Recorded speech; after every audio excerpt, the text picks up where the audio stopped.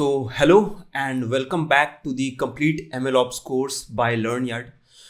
अभी तक इस कोर्स में हमने गिट के इंट्रोडक्शन से लेके गिट कंप्लीट ही किया for this course of MLOPS and उससे पहले हमने एक MLOPS का इंट्रोडक्शन वीडियो किया था. But this video is going to be about something new. आज इस पर्टिकुलर वीडियो में हम डेटा वर्जनिंग का जो कॉन्सेप्ट है वो सीखने वाले हैं. Okay, and hopefully this is going to be a new learning for a lot of you. Point ये है कि डेटा वर्जनिंग एक ऐसा टॉपिक है, बाय द वे इस पर्टिकुलर वीडियो में हम कवर करेंगे कि डेटा वर्जनिंग का जो कॉन्सेप्ट है उस पर थोड़ा और डीप जाएंगे कि उसकी ज़रूरत एग्जैक्टली क्यों है, क्या सोल्यूशन है, थिंग्स लाइक दैट. थोड़ा जो प्रॉब्लम है जो डेटा वर्जनिंग सॉल्व करता है उस पर और डिटेल में बात करेंगे. लेकिन जानने वाली बात एक ये भी है कि there are lots of tools in the market available which allows you to do data versioning. Okay, in fact अगर आप कोई टूल ना भी यूज़ करें तो पाइथन के हेल्प से भी आप कहीं ना कहीं एक डेटा वर्जनिंग का कॉन्सेप्ट इम्प्लीमेंट कर सकते हो. इस वीडियो में हम एक पर्टिकुलर टूल है जो कवर करने वाले हैं and it is a very famous tool. शायद आप लोगों में से काफ़ी लोगों ने सुना भी है एंड दैट इज़ DVC. अब DVC जो टूल है it is not entirely based for a solution like data versioning. Data versioning is not the only thing that it is doing. ये डेटा वर्जनिंग के अलावा आपको पाइपलाइन बिल्ड करना या experiments run करना, एक्सपेरिमेंट्स ट्रैक करना, ये काफ़ी सारी चीज़ें अलाउ करता है. लेकिन बी माइंडफुल कि इस पर्टिकुलर वीडियो में for today we are focusing only on learning data versioning with the help of DVC और कुछ नहीं. ओके, सो आपका गोल आपके माइंड में एकदम क्लियर होना चाहिए. सो हैविंग सेड दैट, चलो अब आगे बढ़ते हैं. So in this particular segment I want to discuss about 3 important questions before going ahead. Okay, सबसे पहली बात तो ये कि why it is needed in a data science और machine learning project. Okay, although इस बारे में हमने पहले थोड़ी बहुत बात की थी इंट्रोडक्शन वाले वीडियो में, but in this video I really want to go deeper into it. तो यहाँ पे हम जो प्रॉब्लम जो डिस्कस कर रहे हैं, what could be a potential solution for that. Okay, and finally उसको इम्प्लीमेंट कैसे करना है. Okay, so to summarize this for you, हम एक प्रॉब्लम पे बात करेंगे जो सॉल्व होता है using data versioning, and lastly हम इसको प्रैक्टिकली इम्प्लीमेंट करके भी देखेंगे with the help of DVC. So this particular video it could be slightly longer, लेकिन इसमें आपका एक इंट्यूशन बिल्ड होने से लेके DVC या डेटा वर्जनिंग का थ्योरी से लेके उसको प्रैक्टिकली इम्प्लीमेंट कैसे करते हैं, ये सारे एस्पेक्ट्स कवर हो जाएंगे. सो हैविंग सेड दैट, चलो अब आगे बढ़ते हैं एंड उस प्रॉब्लम पे बात कर लेते हैं जिसके वजह से डेटा वर्जनिंग पिक्चर में आता है एज अ सोल्यूशन. सो मैंने इससे पहले भी आपके साथ पाइपलाइन या कंपोनेंट जैसे टॉपिक पे बात किया है. ओके, एंड यहाँ पे इस फिगर के हेल्प से I am trying to show this thing to you कि आपको प्रिसाइसली समझ में आए that what it is. Okay, सबसे पहले तो आप इस रेड बॉक्स के अंदर जो पूरा का पूरा कंटेंट देख पा रहे हो, this is a pipeline. Okay, pipeline और कुछ नहीं बट एक फैंसी तरीका है बोलने का, एक रैपर है जहाँ पे हमारे छोटे छोटे कंपोनेंट्स हैं, जैसे कि data injection, pre processing, feature engineering, model training, model evaluation. अब आपने पहले कभी एक डेटा साइंस प्रोजेक्ट पे काम किया होगा, then you would be already familiar with these stages. Okay, ये स्टेजेस होती हैं एक डेटा साइंस या फिर एक मशीन लर्निंग प्रोजेक्ट के लाइफ साइकिल में. Okay, not limited to this, these are not the only stages. Depending on the use case, there could be more stages as well, but I really hope that you get the idea. Okay, and component बोलने का मतलब ये भी है कि these are nothing but a py file, something like data, then ingestion dot py. Okay, ये बस एक पाइथन फाइल होता है जिसका काम होता है एक पर्टिकुलर सोर्स से डेटा खींच के आपके प्रोजेक्ट तक लेके आना. अब ये जो सोर्स है ये SSMS हो सकता है. ओके, ये सोर्स आपका S3 हो सकता है, S3. ओके, MongoDB कुछ भी हो सकता है यार. Okay, but the point is कि आप एक ऐसा पाइपलाइन क्रिएट करते हो. ओके, एंड पाइपलाइन क्रिएट करने का एक पर्पस ये होता है कि चीज़ें इसमें थोड़ी ऑटोमेट हो जाए. So at this point I really hope कि आपको पाइपलाइन एंड कंपोनेंट्स, ओके, इसमें एक बेसिक अंडरस्टैंडिंग बिल्ड हो पा रहा है। अब समझते हैं थोड़ा आगे बढ़ के कि इस पाइपलाइन में डेटा एक्चुअली फ्लो कैसे करता है। Okay, so let me select the pen here, या फाइन। मान लो इधर हमारा एक डेटा सोर्स है। Okay, this data source, as I mentioned earlier, this could be S3, okay, this could be MongoDB, okay, this could be SSMS या फिर Databricks, ये कुछ भी हो सकता है यार। बस समझ लो कि एक पर्टिकुलर जगह जहाँ पे आपने डेटा रखा है। ओके, ये पोस्टग्रेस भी हो सकता है। बाय द वे, मेरे कंपनी में हम as a data source SSMS use करते हैं। ओके, हो सकता है आपके कंपनी में जहाँ आप जाओ वहाँ पे भी SSMS हो या कोई और डेटाबेस हो, that is not the point. Point ये है कि इस डेटा सोर्स से हम डेटा खींच के लाने का काम करते हैं इस पर्टिकुलर फाइल में, डेटा इंजेक्शन डॉट पाई में। ओके, इसमें ये कोड लिखा रहता है कि इस पर्टिकुलर सोर्स के साथ कनेक्शन कैसे बनाना है, क्या डेटा या फाइल चाहिए। मान लो कि data dot CSV, it is just a random name, ये पर्टिकुलर टेबल चाहिए मुझको इस सोर्स से। सो ये सारा लॉजिक एक्चुअली इस फाइल के अंदर लिखा हुआ रहता है। Okay, once you get the file using this particular component, तो यहाँ पे से ये फाइल निकल के आगे बढ़ता है अगले कॉम्पोनेंट में। Okay, and by the way, ये जो आउटपुट आगे बढ़ रहा है इसको आर्टिफैक्ट बोलते हैं। ओके, आगे चल के हम इस टर्म को बहुत ज़्यादा यूज़ करेंगे, तो every time I am gonna say artifact, आप समझ जाना कि this is basically byproduct और output of this particular module. Okay, अब मान लो प्री प्रोसेसिंग में आपने काफ़ी चीज़ें की, आपने मान लो कि आपने ट्री एंड टेस्ट स्प्लिट लगाया, आपने आउटलायर्स हैंडल किए, आपने शायद डिस्ट्रीब्यूशन के अराउंड कुछ काम किया। I hope that you get the idea कि हम डेटा को थोड़ा सैनिटाइजेशन प्रोसेस के थ्रू लेके जाते हैं एंड उस क्लीन डेटा को फिर अगले स्टेज में भेज देते हैं, विच इज़ फीचर इंजीनियरिंग। तो ये जो डेटा निकल के जा रहा है प्री प्रोसेसिंग से फीचर इंजीनियरिंग में, this is going to be the artifact. Okay, ये अगला आर्टिफैक्ट हुआ। सेम अगर आप समझ सकते हो कि यहाँ पे से भी, इस स्टेज से भी हम कुछ नए फीचर्स बनाएंगे या फीचर सिलेक्शन करेंगे और वो feature as a new artifact निकल के जाएंगे मॉडल ट्रेनिंग वाले सेक्शन में। मॉडल ट्रेनिंग से हमारा आर्टिफैक्ट क्या होता है? बहुत सिंपल है, आप समझ सकते हो। ये बेसिकली एक मॉडल फाइल होता है। This could be a PKL file, this could be a joblib file, and ये फाइल उठ के फिर अगले स्टेज या अगले कंपोनेंट तक जाता है जहां हम मॉडल इवैल्यूएशन करते हैं। Most probably model evaluation component का जो आर्टिफैक्ट रहेगा या जो आउटपुट रहेगा, this could be a JSON file, जहाँ पे आपके एक्यूरेसी, प्रिसीजन, रिकॉल, ये सारी चीज़ें यहाँ पे नोटेड रहती हैं। मतलब बेसिकली आप अपने मॉडल का परफॉर्मेंस यहाँ पे देखते हो। Okay, so I really hope कि आपको ये फ्लो समझ में आ रहा है, दैट हाउ द डेटा और artifacts are flowing through the stage. Okay, अब पॉइंट ये है कि सिंस आपने ये पाइपलाइन बिल्ड किया है, इस पाइपलाइन को बिल्ड करने का पर्पस ही ये है कि हम एक कमांड चलाएंगे अपने टर्मिनल में। वो कमांड कुछ भी हो सकता है, वो कमांड आगे चल के हम देखेंगे। ओके, उसका पर्पस यही रहेगा कि इस पाइपलाइन को रीरन करना। सो ये कमांड चलाते ही यहाँ पे से डेटा इंजेस्ट होने से लेके ये प्री प्रोसेसिंग में जाने से लेके ये सारी चीज़ें ऑटोमेट हो जाएंगी, खुद पे खुद रन हो जाएगा।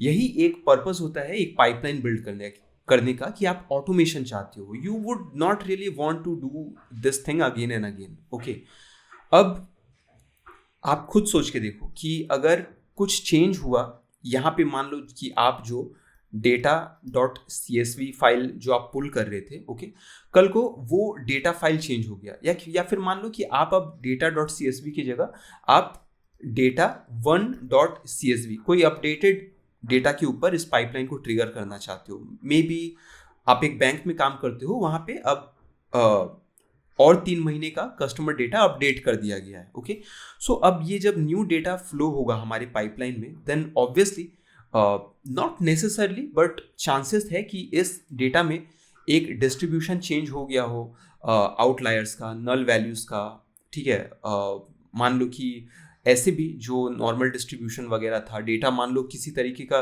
स्क्यूनेस हो सकता है पहले वाले डेटा को जब आप प्लॉट करते थे तो हो सकता है कि आपको प्लॉट कुछ ऐसा दिखता हो, नॉर्मली डिस्ट्रीब्यूटेड। हो सकता है कि अगले बार जब आप प्लॉट करो तो आपको ऐसा सिमेट्रिकल दिखे, कि मतलब एक तरफ थोड़ा सा स्क्यू है, सिमेट्रिकल नहीं, थोड़ा स्क्यूड है एक तरफ। तो आसान भाषा में बोलने का यही मतलब है कि आपके डेटा का नेचर चेंज हो सकता है। This could B first thing. And अगर ऐसा हुआ तो ये सारे आर्टिफैक्ट्स चेंज हो जाएंगे, ड्यू टू विच यहाँ पे आपके मॉडल का जो परफॉर्मेंस है, जो इवैल्यूएशन रिजल्ट है, ये भी चेंज हो जाएगा। अब ये चेंज होके पहले से बेटर हो सकता है, पहले से वर्स्ट हो सकता है। सो इट डिपेंड्स कि आप इस बेटर वाले वर्जन पे आगे बढ़ना चाहोगे, या अगर वर्स्ट हुआ है तो पिछले वाले वर्जन पे आप रोल बैक करना चाहोगे। सो आप समझ सकते हो कि यहाँ पे से जो डेटा आ रहा है हमको, इसके वर्जन को मेंटेन करना बहुत ज़रूरी है। ओके, सेकेंडली आप बोल सकते हो कि this doesn't necessarily has to be a CSV file for which we need to maintain the versioning. This also could be this JSON file. It could be a JSON file, it could be a text file, it could be a CSV file, it could be anything. Okay, it could be a PKL file. तो हम यहाँ पे data as an data कुछ भी type का data हो सकता है जो आपके डिस्क पे कोई स्टोरेज ऑक्यूपाई करता है। ओके, अब इस पर्टिकुलर डेटा का वर्जनिंग करना तो ज़रूरी है, लेकिन आप इसके अलावा भी अगर देखो तो मान लो कि यहाँ पे प्री प्रोसेसिंग करके जो हमारा आर्टिफैक्ट आ रहा है, इस आर्टिफैक्ट को भी, इस पर्टिकुलर डेटा को भी वर्जनिंग करना ज़रूरी है, वर्जन कंट्रोल करना ज़रूरी है।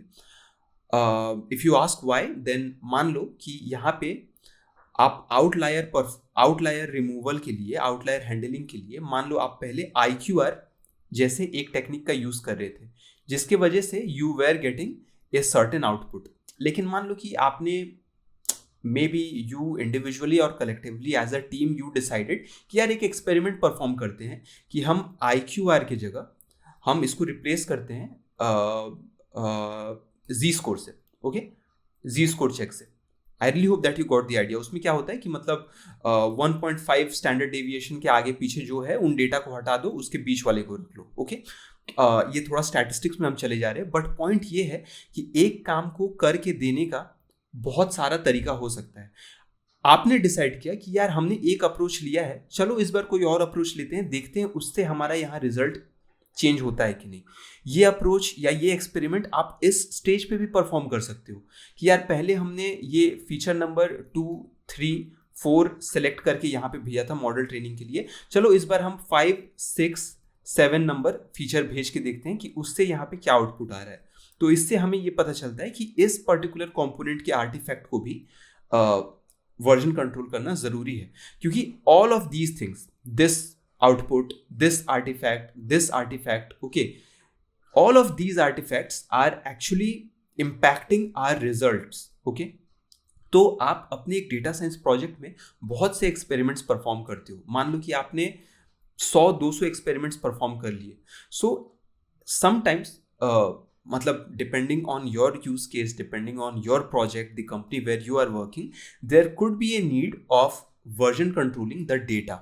ओके, तो आई रियली होप कि आपको इधर पे प्रॉब्लम समझ में आ रहा हो कि ये तो प्रॉब्लम है यार कि अगर बहुत सारा एक्सपेरिमेंट हम लोगों ने परफॉर्म कर लिया तो उनको ट्रैक कैसे करेंगे, कैसे देखेंगे कि कौन से एक्सपेरिमेंट में हमें कैसा रिजल्ट आया था, वो जो रिजल्ट आया था was that triggered due to this artifact और दिस आर्टिफैक्ट। ये सारी चीज़ें मॉनिटर करना, मैनेज करना ज़रूरी होता है depending on your project. I am not saying कि आप दुनिया में जो भी डेटा साइंस का या मशीन लर्निंग का प्रोजेक्ट करोगे उसमें ये एब्सोल्यूट नेसेसरी रहेगा ही, लेकिन ये ज़रूरी हो भी सकता है। And this is something you need to learn और you need to be aware as an MLOps engineer. Okay, अब हमने प्रॉब्लम तो डिस्कस कर लिया।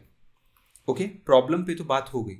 सोल्यूशन क्या है? सोल्यूशन यही है कि हम एक ऐसा टूल यूज़ करें जो हमको अलाउ करे कि हर एक एक्सपेरिमेंट को ट्रैक करना या फिर हर एक डेटा के वर्जन को ट्रैक करना, जिसके वजह से मान लो इस पर्टिकुलर आर्टिफैक्ट के वर्जन में हमारा रिजल्ट ये था। ओके, ये सोल्यूशन हुआ। लेकिन आप सोच सकते हो कि ये सोल्यूशन थोड़ा कॉम्प्लेक्स हो सकता है कि यार हर बार हम अलग अलग वर्जन को मेंटेन कर रहे हैं, जब भी एक चेंज आ रहा है हम उसको वर्जन कंट्रोल कर रहे हैं, ट्रैक कर रहे हैं and seeing that how that is impacting our results. Okay, तो इसी कॉम्प्लेक्स सॉल्यूशन को सिंप्लिसिटी के साथ इम्प्लीमेंट करने के लिए मार्केट में बहुत से टूल्स हैं, जिसमें से one of the popular tool is DVC। Okay, and as I said earlier, DVC के लिए डेटा वर्जनिंग करना is not the only thing, it does multiple things as well. Okay, other things as well, लेकिन उसमें से हमारा आज का focus सिर्फ डेटा वर्जनिंग के ऊपर रहेगा। अब हमारा गोल आगे बढ़ के ये समझना है कि how exactly, okay, first of all in theory हम समझेंगे, ओके, क्योंकि ये ज़्यादा इंपॉर्टेंट है टू बी ऑनेस्ट, कि हम थ्योरी में समझे कि डीवीसी कैसे इस आर्टिफैक्ट या डेटा को वर्जन कंट्रोल करने में हमको हेल्प करता है। एक बार ये थ्योरी वाला पार्ट अगर आपको क्लियर हो गया ना, which again I am saying the most important part, तो आगे चल के प्रैक्टिकल वाला एस्पेक्ट भी आपको बहुत ईजिली समझ में आ जाएगा। तो अभी तक हमने प्रॉब्लम पे बात किया है, एक पोटेंशियल सोल्यूशन क्या हो सकता है उस पर बात किया है। अब अगला है कि इसका जो एग्जीक्यूशन है वो कैसे इंप्लीमेंट होता है, मतलब कि उसको प्रैक्टिकली करने से पहले हमें थ्योरेटिकली समझना पड़ेगा कि इन थ्योरी ये काम कैसे करता है।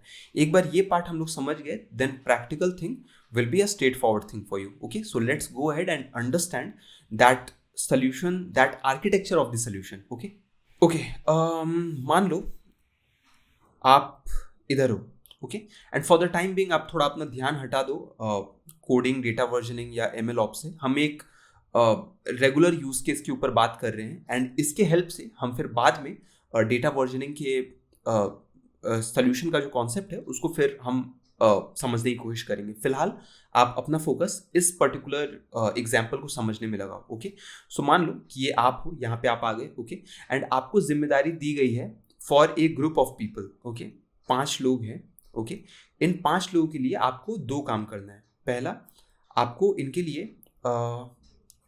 कपड़े बनाने हैं, कपड़े बनवाने हैं। Okay, so I will mention garments. Okay, and दूसरी जिम्मेदारी ये है कि आपको इनके लिए शूज़ बनवाने हैं। ओके, आपने ये इन्फो इन लोगों से इकट्ठा कर लिया, आपने इनके रेस्पेक्टिव वो फैब्रिक्स ले लिए कपड़े बनवाने के लिए, एंड आपने इनके शू का साइज या प्रेफरेंस ले लिया शूज़ बनवाने के लिए। ओके, अब आप समझ सकते हो कि there could be a store where you will get or you will place the order for this garments making.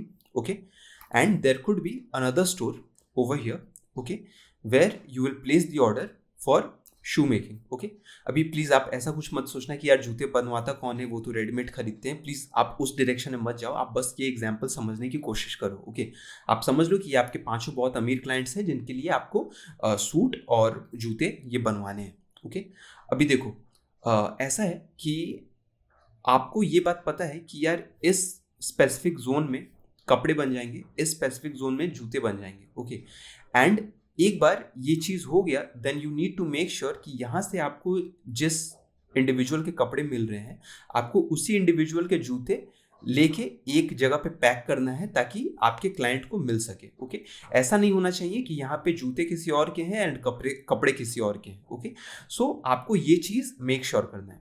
तो आप इसके पास गए, ओके, आपने इसको एक पर्टिकुलर क्लाइंट का, ओके, आपने मान लो कि इसको फैब्रिक दिया, I denote it with F। Okay, आपने बोला कि ये फैब्रिक आपको बना दो व्हाट, एंड आपने क्या किया कि शूज़ जो है, शूज़ आपने यहाँ पे दे दिए। Okay, I denote it with S। Okay, अभी देखो, सिंस हमारा अभी भी एक प्रॉब्लम वही है कि ये और ये एक ही बॉक्स में रैप होना चाहिए। ओके, क्योंकि हम ऐसे बहुत सारे ऑर्डर्स प्लेस कर रहे हैं तो ये कंफ्यूजिंग नहीं होना चाहिए। सो आपको मान लो कि यहाँ पे एक सोल्यूशन इस डिपार्टमेंट ने ये दिया कि भाई आप एक काम करो, along with this order I am providing U A token. Okay, इस जूते का कोरिस्पॉन्डिंग टोकन। ओके, एंड ये टोकन आप मुझको जब भी ला के दोगे तो इस टोकन का जूता ही आपको मिलेगा। तो मैंने बोला कि चलो सही है यार। फिर मान लो कि इस पर्टिकुलर डिपार्टमेंट ने आपको क्या बोला कि although I am taking the order for the garments only, आप मेरे पास सिर्फ फैब्रिक ही रख के जा रहे हो, but I can also give you one functionality that you can keep और store the token with me. Okay, इससे क्या होगा कि once I give you back the suit, उसके साथ आपको ये टोकन भी मिल जाएगा, और ये टोकन आप इधर पे दे के आपको वो रिस्पेक्टिव शू मिल जाएगा जिसको आप यहाँ पे सेम बॉक्स में कलेक्ट कर सकते हो। आई रियली होप कि ये पर्टिकुलर चीज आपको समझ में आया हो। Okay, I am explaining one more time, please आप ध्यान से सुनना। यहाँ पे हम फैब्रिक दे रहे हैं सूट बनाने के लिए, यहाँ पे हम शू का ऑर्डर दे रहे हैं। इस जगह पे शू का ऑर्डर देते ही हमें उस जूते के कॉरिस्पॉन्डिंग एक टोकन दिया जा रहा है, ये बोल के कि भाई ये टोकन वापस लेके आना, एंड इस टोकन के कॉरिस्पॉन्डिंग जो जूता है ये आपको दे दिया जाएगा। Okay, so we are good with this. अब मैंने क्या किया कि ये टोकन, क्योंकि सिंस हमारे पास ऐसे बहुत सारे टोकन्स आ रहे होंगे, okay, so we don't want to get confused with these tokens, मैंने ये टोकन लेके यहाँ पे इस सूट के ऑर्डर के साथ यहीं पे सबमिट कर दिया, because these guys are giving me the functionality कि ठीक है आप फैब्रिक के साथ हमको ये टोकन भी दे दो, जब हम आपको सूट बना के देंगे तो ये टोकन भी आपको वापस करेंगे, ये टोकन आप इस काउंटर में देके यहाँ से जूते ले लेना, एंड सेम बॉक्स में आपके शूज एंड गारमेंट्स दोनों चले जाएंगे, which you can hand over to your client. Okay, अभी देखो आगे चल के क्या होगा कि मेरे पास I will place a lot of orders like this, to be precise 5 orders, okay, and हर बार I will provide the fabric and the respective token, okay, respective token which I have got from here, okay, which I have got from here। तो मान लो ये T1 हो गया, ये T2 हो गया, मान लो ये T3 हो गया, ओके, एंड ये फैब्रिक 1 हो गया, ये फैब्रिक 2 हो गया, ये फैब्रिक 3 हो गया। So we are just making sure कि एक इंडिविजुअल को उसके मतलब का दोनों सामान पहुंच जाए। यहां तक आई रियली होप कि ये जो सोल्यूशन है ये आपको क्लियर है। ओके, अगर यहां तक आप सिंक में हो तो अब हम इसी पर्टिकुलर एग्जांपल को अब MLOps या फिर एक मशीन लर्निंग प्रोजेक्ट के पर्सपेक्टिव से भी समझ लेते हैं। Okay, so I will quickly erase few of the thing. Hello there, I hope कि आप MLOps का ये पर्टिकुलर टॉपिक सीखना एंजॉय कर रहे हो। And as you know already, market में MLOps इंजीनियर्स की डिमांड दिन पे दिन बढ़ते ही जा रही है।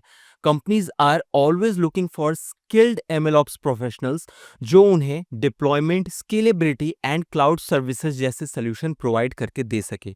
And companies are willing to pay very high packages to these professionals. बस इसी अपॉर्चुनिटी को लेवरेज करने के लिए हम ये फ्री प्लेलिस्ट आप तक लेके आए हैं। आई रियली होप कि आपको कंटेंट पसंद भी आ रहा हो। ओवर द टाइम इसमें हम और भी टॉपिक्स ऐड करने वाले हैं। However, along with all of this, we have also created our complete MLOps Mastery program, which is going to work as a 360-degree solution for those who are looking forward to make their career around MLOps. अब वो लोग जो इस course के बारे में जानने के लिए इंटरेस्टेड हैं, उनको मैं जल्दी से बता देता हूँ कि इस कोर्स में आप टॉप के MLOps टूल्स सीखने से लेके इंडस्ट्री ग्रेड प्रोजेक्ट्स बनाने तक, रेज्यूमे बिल्डिंग से लेके इंटरव्यू प्रिपरेशन तक सारे ही एस्पेक्ट्स कवर कर रहे होंगे। In fact the quality of explanation in this course is so good that आपका इंट्यूशन बिल्डिंग से लेके प्रैक्टिकल हैंड्स ऑन एक्सपीरियंस तक सारे ही एस्पेक्ट्स कवर हो जाएंगे। In fact the projects we have included in this course are also going to be diverse. There is going to be one project around machine learning application. The other one will be based on generative AI and एक पूरा end to end project हमने रखा है AWS SageMaker जैसे platform पे। So this project experience will enhance your portfolio a lot to help you stand out of the crowd. Now, if you are also as excited as we are, then I highly suggest you to check out the complete course curriculum and the ongoing discount. The link is given below in the description. Okay, and यहाँ पे garment and shoes की जगह हमारे पास आ जाएगा code and data, क्योंकि to be honest हर बार यही change होता है। ओके, जब भी आप एक एक्सपेरिमेंट रन करते हो तो आप कुछ चेंजेस कोड में करोगे। मान लो कि आपने IQR की जगह, मान लो कि आपने आउटलायर हैंडल करने का तरीका बदल दिया, या आपने डेटा बदल दिया, डेटा फाइल का नाम बदल दिया, या फिर आपने मिसिंग वैल्यू हैंडल करने का तरीका बदल दिया, एंड ये कोड में चेंज होते ही आपका अगला चेंज आएगा डेटा में। सो बेसिकली कोड वर्जनिंग तो आप गिट के हेल्प से करते हो, हमारा चैलेंज ये है कि डेटा वर्जनिंग को समझना, राइट। अभी देखो यहाँ पे हम हर बार, I will remove this fabric part, यहाँ पे हर बार हम कोड का तो वर्जनिंग करते हैं, like code version 1, code version 2, code version 3, okay. And यहाँ पे शूज की जगह let me mention data version 1, data version 2 and data version 3, क्योंकि हमको ये बात मालूम है कि इस कॉरेस्पॉन्डिंग कोड की वजह से ये डेटा जनरेट हो रहा है। ओके, तो DVC हमको क्या बोलता है, देखो ये एरिया जो है ये गिट है जो कोड का वर्जनिंग संभाल लेता है आपका, ठीक है। एंड ये जो एरिया है ये डीवीसी है जो आपके डेटा का वर्जनिंग संभालता है, ओके। अभी डीवीसी आपको क्या बोलता है कि डेटा तो यार I can manage for you, okay. जितना भी आप डेटा का वर्जन चाहो I will keep a track on that, okay. आप एक काम करो, हर एक डेटा के corresponding I will give you A token, ठीक है। ये टोकन एक txt या जेसन फाइल की तरह आप समझ लो कि एक छोटा सा फाइल होता है। आई एम नॉट सेइंग कि की वैल्यू पेयर में होता है, आई एम जस्ट सेइंग कि एक छोटा सा फाइल होता है, ओके, लाइक कुछ केबीज का। एंड आपको डीवीसी बोलता है कि I am giving you this file, it will have a unique MD5 ID रहता है उसमें, ओके। उस आईडी को MD5 आईडी बोलते हैं, हम आगे चल के इसको देखेंगे। फिलहाल आप ये समझ लो कि हर एक टोकन में एक यूनिक आईडी रहता है। एंड गिट बोलता है कि यार चलो सही है, सिंस ये टोकन फाइल जो है it is a very small file, आप इसको अपने कोड के साथ कमिट कर दो हर बार, ओके। तो इससे क्या होगा कि ये मेरा कोड का पहला वर्जन है, ये मेरे कोड का दूसरा वर्जन है, ये मेरे कोड का तीसरा वर्जन है। इस पर्टिकुलर कोड में, ओके, ये कोड है, ये टोकन है एंड इस टोकन के कॉरेस्पॉन्डिंग डेटा ये है। अब ये डेटा कुछ भी हो सकता है, ये डेटा एक CSV फाइल हो सकता है, ये डेटा मेरे मॉडल का इवैल्यूएशन फाइल, जो इवैल्यूएशन हम एक जेसन फाइल में स्टोर करते हैं, ये वो हो सकता है। एंड मुझको रियलाइज हुआ कि यार ये जो डेटा है, okay, I don't want this particular experiment जिसमें मुझको ये डेटा आया है, जिसमें मेरे पास ये CSV फाइल है या ये आर्टिफैक्ट है या ये मेरे मॉडल इवैल्यूएशन का रिजल्ट है। तो फिर आपसे अगला सवाल होगा, फिर आप क्या चाहते हो? ये नहीं चाहते हो तो आप क्या चाहते हो? देन यू विल से कि you know what, I want to roll back to a version of my experiment जहाँ पे मेरे पास ये वाला डेटा था D1, this was the best, okay. So इसके लिए आप क्या करोगे, सबसे पहले तो कोड के इस वर्जन पे रोल बैक करोगे जहाँ पे आपका कोड ये था, ओके, जो कि आप गिट के हेल्प से इजीली कर सकते हो, ठीक है। एक पर्टिकुलर प्रीवियस कमिट पे रोल बैक करना कैसे करते हैं हम अपने गिट के लेक्चर में देख चुके हैं। जब आप अपने गिट के इस पर्टिकुलर कोड वर्जन पे रोल बैक करोगे तो आपके पास ये T1 है, ये T2 है, ये T3 है। तो यहाँ पे रोल बैक करते ही आपके पास टोकन का ये वर्जन अवेलेबल होगा जहाँ पे ये वाला यूनिक MD5 आईडी होगा। अब ये वाला आईडी हम भेजते हैं DVC में और DVC ये डेटा हमको लाके हमारे सिस्टम में लाके रख देता है, okay. This is the architecture of the solution of code versioning provided by DVC, okay। so DVC देखो अलग से कुछ नहीं करता है। also let me tell you कि DVC is not a data storage, okay। ये जो storage है ना, ये storage भी आपका या तो S3 में होगा या तो MongoDB, या तो आप कहीं भी कर लो यार, ये आप डिफाइन करते हो कि आपका लोकल सर्वर पे हो या किसी रिमोट सर्वर पे हो। DVC बस इतना करता है कि इस सर्वर पे आप जितने बार भी इस डेटा को सेव कर रहे हो उसके वर्जन के कॉरेस्पॉन्डिंग एक टोकन जनरेट करता है एंड ये टोकन आपको देता है हर बार रखने के लिए। और आप इसको जब भी एक पर्टिकुलर वर्जन ऑफ टोकन वापस करते हो तो उस टोकन से अटैच्ड जो डेटा का वर्जन होता है ये आपको लाके अपने सिस्टम पे रख देता है। अभी आई रियली होप कि आपको इस पॉइंट पे 100% क्लैरिटी नहीं भी तो एक डिसेंट कॉन्सेप्ट बिल्डिंग हो चुका होगा, ओके। अब अगला जो बाकी का जो पार्ट है 20-30% जो आपको थोड़ा सा पिंच कर रहा होगा कि यार प्रैक्टिकली करके देख लेते तो मजा आ जाता, अब हमें आगे उस पर बढ़ना है एंड टू बी ऑनेस्ट इसी लेक्चर में हम इसको करके देखेंगे। सो इस पॉइंट तक अगर आप यहाँ पे दिए हुए एक्सप्लेनेशन को लेके कंफर्टेबल हो देन आगे बढ़ो, अदरवाइज आई वुड सजेस्ट कि आप वीडियो थोड़ा पीछे करके, since this particular lecture is providing you the self pace functionality, आप थोड़ा पीछे करके इस पर्टिकुलर सेक्शन को एक बार और देख लो, it is going to be worth it, okay. तो देखो यहाँ पे इस पर्टिकुलर स्लाइड में हमने अभी एनोटेशन करके जिस कॉन्सेप्ट को समझने की कोशिश की है वो चीज़ यहाँ पे मतलब अवेलेबल है एज अ फिगर, ओके। आप देखो यहाँ पे सेम चीज़ हो रहा है, एक तो गिट है यहाँ पे और यहाँ पे DVC है। गिट आपका जब भी आप इसमें गिट पुश करते हो, ओके, या फिर आप गिट पुल करते हो तो क्या वो चीज़ है जो पुश या पुल हो रही है, ये दो चीज़ है, या तो आपका कोड है, ओके, या तो वो MD5 आईडी वाला फाइल है जो एक .dvc एक्सटेंशन के साथ आता है, ओके। सो model.pkl ये कौन सा फाइल होता है, हमारे मॉडल का आर्टिफैक्ट, ओके हमारे मॉडल ट्रेनिंग का आर्टिफैक्ट क्या होता है, एक मॉडल डॉट पीकेएल फाइल होता है एंड मान लो आप इस पर्टिकुलर आर्टिफैक्ट का डेटा वर्जनिंग कर रहे हो कि हर बार कोड में चेंज करने पे कैसे ये मॉडल फाइल चेंज हो रहा है। अब ये मॉडल फाइल तो होने को जीबी में भी हो सकता है, तो हर बार आप इस मॉडल फाइल को गिट पे तो स्टोर करोगे नहीं, ओके बड़े बड़े फाइल्स को। तो आप क्या करते हो कि इस बड़े से फाइल को, मान लो ये 500 MB का फाइल है, इसको मान लो आपने 20 एक्सपेरिमेंट्स किए हैं, तो हर बार आप इसको डीवीसी पुश पुल करके अपने S3 Azure, Google cloud, SSH किसी भी एक डेटा लोकेशन पे आप हर बार इस डेटा को पुश करते हो। डीवीसी क्या करता है, जितने बार भी आप इस डेटा को पुश कर रहे हो इसके कॉरिस्पॉन्डिंग आपको ये छोटा सा फाइल 1 KB का फाइल, ओके 500 MB या 5 GB के फाइल के कॉरिस्पॉन्डिंग ये आपको एक 1 KB का फाइल बना के दे देता है। एंड इस फाइल को आप अपने कोड के साथ अपने गिट में वर्जनिंग करते रहते हो। एंड जब भी आप पुल करोगे एक पिछले वाले कमिट का या पिछले वाले वर्जन का कोड, तो उस कोड के साथ आपको ये फाइल भी मिल जाएगा। ये फाइल आप दोगे डीवीसी को, तो उस फाइल से कोरिस्पॉन्डिंग जो मॉडल डॉट पीकेएल फाइल रहेगा, वो जो मॉडल रहेगा, या मॉडल की जगह वो कोई भी फाइल हो सकता है, वो CSV फाइल हो सकता है, वो जेसन फाइल हो सकता है, वो कुछ भी हो सकता है, आप डिफाइन करते हो। वो कोरिस्पॉन्डिंग फाइल उस पर्टिकुलर वर्जन के कोरिस्पॉन्डिंग फाइल आपको दे दिया जाएगा। Okay so I really hope कि यहाँ तक चीज़ें आपको एकदम क्लियर है and you are comfortable with this, at least to that extent where we can go ahead and do the practical implementation, जहां अब हम कोडिंग करने वाले हैं।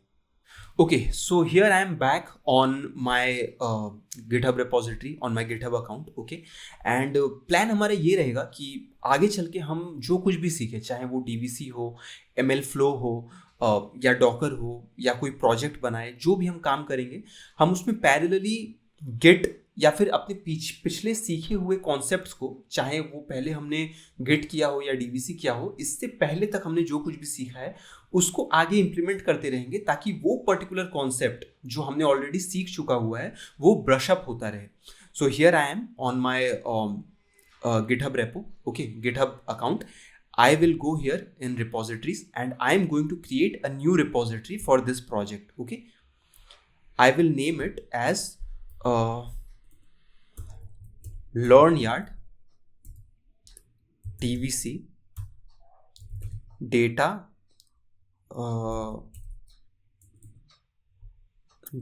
versioning. Okay, I'll provide it a description. This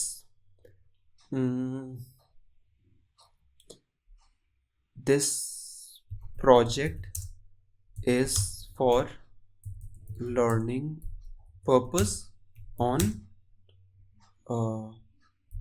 data versioning using DVC hash LearnYard class. Okay, for my personal reasons I'm going to keep it private, because obviously ये एक premium course है, so you would not want कि हर कोई access करे। And by the way ये पूरा का पूरा प्रोजेक्ट फाइल आपको रिसोर्स सेक्शन में प्रोवाइड कर दिया जाएगा, सो don't worry about that. I'll add a readme file to this project. Okay, I will also add a Python का git ignore file। इससे क्या होगा कि बाय डिफ़ॉल्ट आपको एक रेडीमेड गिट इग्नोर फाइल मिल जाएगा जो पाइथन प्रोग्रामिंग के पॉइंट ऑफ व्यू से उन फाइल्स को इग्नोर कर देता है, जैसे कि वर्चुअल एनवायरनमेंट या आपका .env जिसमें आपने अपने AWS या कोई टोकन API जैसे क्रेडेंशियल्स, कॉन्फिडेंशियल इंफॉर्मेशन को मेंशन किया है, तो वो चीज़ें गिट खुद पे खुद इग्नोर कर देगा। ओके, एक लाइसेंस इसको प्रोवाइड कर दो, नॉट एब्सोल्यूट मैंडेट, लेकिन एज अ गुड प्रैक्टिस आप कर सकते हो, आप इसको ब्लैंक भी रख सकते थे। I will hit on create repo. एक बार ये क्रिएट हो गया, then I will copy this link, okay, and I will clone it in my local. Okay, so this is the exact location where I'm going to clone the git repo. So I'll do shift hold right click to open my PowerShell terminal. Okay, and यहाँ पे I'm going to do git clone space हमारे copy किया हुआ URL. Okay, let me hit enter and it is done. देखो यहाँ पे आ गया होगा. Okay, the next thing what we need to do कि हमको इस पर्टिकुलर फोल्डर के अंदर पॉइंट करना है. अभी हम इस पर्टिकुलर फोल्डर के बाहर है. Okay, so all we need to do cd space learn yard लिख के टैब मार देते हैं. ये आ गया, हिट एंटर. अभी देखो हम इस फोल्डर के अंदर चले गए जिसके अंदर हमको अपना VS कोड खोलना है. So I will do code space dot, let me hit enter.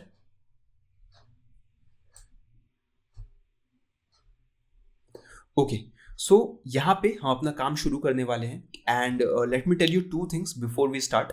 Since this particular project, एक आप इसको मिनी प्रोजेक्ट बोल लो, just to learn data versioning with the help of DVC. इसमें काफ़ी सारे नंबर ऑफ स्टेप्स होने वाले हैं जो कि आपको थोड़ा सा, मतलब आप अगर समझ भी जाओ थ्रू आउट द लेक्चर में, तो इम्प्लीमेंट करते टाइम आपको थोड़ा वो सीक्वेंस याद रखने में दिक्कत हो सकती है. तो मैंने एक प्रोजेक्ट का जो फ्लो है स्टेप बाय स्टेप एग्जीक्यूशन का, वो मैंने लिख रखा है. तो that is first thing. Secondly, time बचाने के लिए मैंने कोड भी रेडी रखा है. सो वो कोड भी, सिंस मैंने इस क्लास से पहले टेस्ट करके देखा था, तो वो रेडीमेड कोड ही हम यूज़ करेंगे. ओके, सो आप ऐसा मत समझना कि हम बस कोड उठा के उसको रन कर देंगे. हम उसका लाइन बाय लाइन एक इंटरप्रिटेशन, उसका एक वॉक थ्रू लेंगे, ताकि आई विल मेक श्योर कि आप में से हर एक इंडिविजुअल को पूरा का पूरा कोड समझ में आए. So these are two things. So this is the first thing I am gonna do. I will add a project flow dot txt. okay, and let me paste the steps here. So I'm gonna do it and let me do control S. okay, so इसको थोड़ा ऐसे करके लेके चलते हैं कि जो steps हम परफॉर्म कर चुके होंगे उसको ऊपर डालेंगे. ओके, सो इसको कट करके यहाँ ये हमने कर लिया है, creating a git repo and cloning it in the local. Okay, अगला स्टेप ये है कि हमें एक पाई फाइल क्रिएट करना है. ओके, एंड उसमें कोड ऐड करना है. सो चलो, I'll create a new file here called mycode.py. okay, आप इसका नाम कुछ भी रख सकते हो, लेकिन I mean just saying. And अब हमको इसमें कोड ऐड करना है. ओके, सो मेरे पास इसका कोड रेडी है. Let me get that. So here is the code. अब नेक्स्ट स्टेप है कि इसका ऊपर से नीचे तक, although this code is very simple, इसका हम एक वॉक थ्रू ले लेते हैं. ओके, सबसे पहले यहाँ पे कुछ बेसिक इंपोर्ट्स हैं विच आई एम डूइंग. ओके, हम OS मॉड्यूल इंपोर्ट कर रहे हैं, पांडाज इंपोर्ट कर रहे हैं, एंड यहाँ हम काउंट वेक्टराइजर, एक्चुअली वेक्टराइजेशन परफॉर्म करने वाले हैं. तो वो भी यहाँ पे उसके लिए जो रिलेवेंट लाइब्रेरी है वो इंपोर्ट कर रहे हैं. आई अज्यूम कि आप में से बहुत से लोग शायद डेटा साइंस में बिल्कुल ही नए होंगे, तो शायद आपको वेक्टराइजेशन का जो कॉन्सेप्ट है आप में से कुछ लोगों को प्रॉब्लमेटिक लग सकता है. So let me take out 2 minutes to give you a quick overview of what is vectorization. Okay, let me quickly erase everything from here and almost done. देखो क्या होता है कि आपके पास एक, मान लो, सॉरी, ये यहाँ पे एक डेटा है. I will try to keep it as neat as possible. Yes, ये एक डेटा है एंड मान लो यहाँ पे एक मॉडल है. ओके, ये एक ML का मॉडल है. अभी देखो डेटा में आपके पास क्या होगा, फीचर्स होंगे. फीचर 1 होगा, फीचर 2 होगा, 2. ओके, फीचर 3 होगा. ओके, आपके पास सैकड़ों फीचर्स हो सकते हैं, but ideally all of us we know that machine understands only numbers. okay, like 0 1 1 0 या फिर 1 2 3 4. okay, only numbers. okay, इसको टेक्स्ट समझ में नहीं आता है. जैसे कि यहाँ पे अगर लिखा हुआ है हेलो, तो वो मशीन समझ नहीं पाएगा. एक ML एल्गोरिदम तो देखा जाए तो कंप्यूटेशन लेवल पे एक मशीन ही है. ओके, तो इस पर्टिकुलर टेक्स्ट को नंबर्स में कन्वर्ट करने के टेक्निक को, ताकि वो एक ML एल्गोरिदम को समझ में आए, उसी को वेक्टराइजेशन बोलते हैं, क्योंकि आप उसे वेक्टर्स में कन्वर्ट करते हो. ओके, तो देखो ये काम कैसे करता है. ऑल्दो ये actually this is a part of NLP. Okay, so I would request कि आप NLP थोड़ा बहुत पढ़ो, अच्छे से पढ़ो, क्योंकि आगे चल के अगर आप जेन AI में मूव करोगे, विच इज़ एसेंशियल, आपको करना ही पड़ेगा अगर आप एनालिटिक्स या डेटा साइंस या AI में करियर बनाना चाहते हो, तो आपको NLP का एक बेसिक फाउंडेशन होना चाहिए. बट द पॉइंट इज कि मान लो यहाँ पे आपके पास F0 एक फीचर है.